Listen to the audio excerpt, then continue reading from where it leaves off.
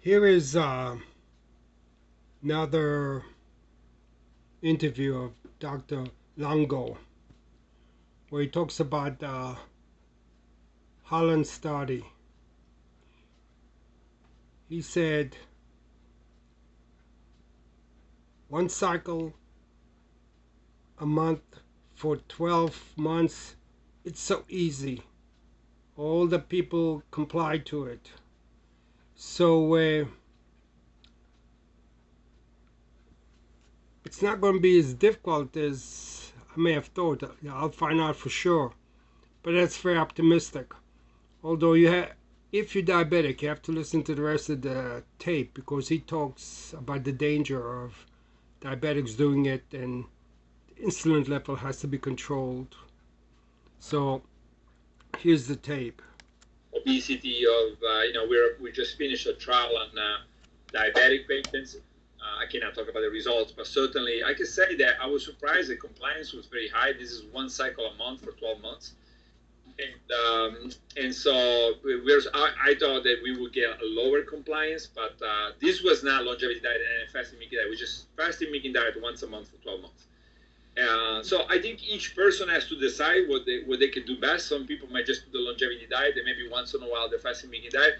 Some people might say, you know what, I can't deal with any change in diet. I love my diet, and so just give me this box once every month or 2 or 3. I'll do that for 5 days, and then I go back to whatever it is that I like to do. And some people might mix it up. Yeah. Can you tell us what diet those people were on, or different? The diabetes study that whatever. Diabetes and whatever diet got in there, right? So we told them. So whatever they were doing. So keep doing what it is that you can do, and but once a month you get a box. You consume what's in the box for 5 days, and then you go back to your regular lifestyle.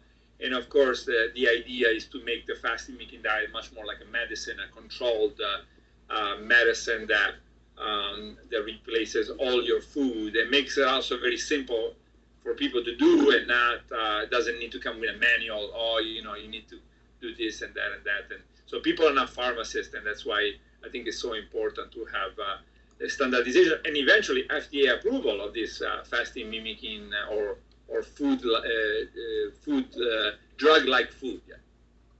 Can you tell us how much it will impact? I mean, monthly is a little bit different than some of the other studies. How much it will drop the blood sugar, hemoglobin A1C, or have we looked at what happens to insulin with regular use?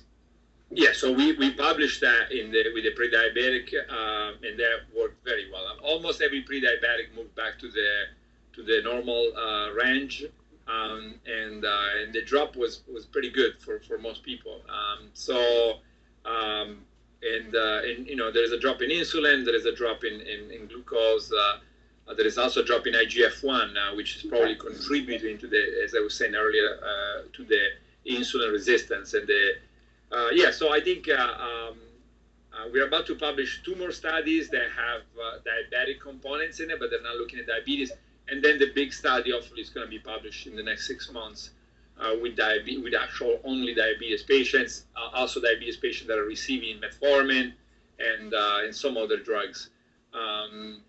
Type 1 diabetes is much more complicated. We're about to start the trial with children, believe it or not, in Gaspini Children's Hospital in Genova, Italy, and we'll see. I mean, in mice it worked very well. I mean, we could reverse type 1 diabetes or certainly the inability of the pancreas to make insulin.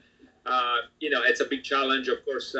Human type 1 diabetes is an autoimmune disorder, so that would be, it's a tough one, right? Because you have to go after the autoimmunity and at the same time regenerate or generate new insulin producing beta cells in the pancreas.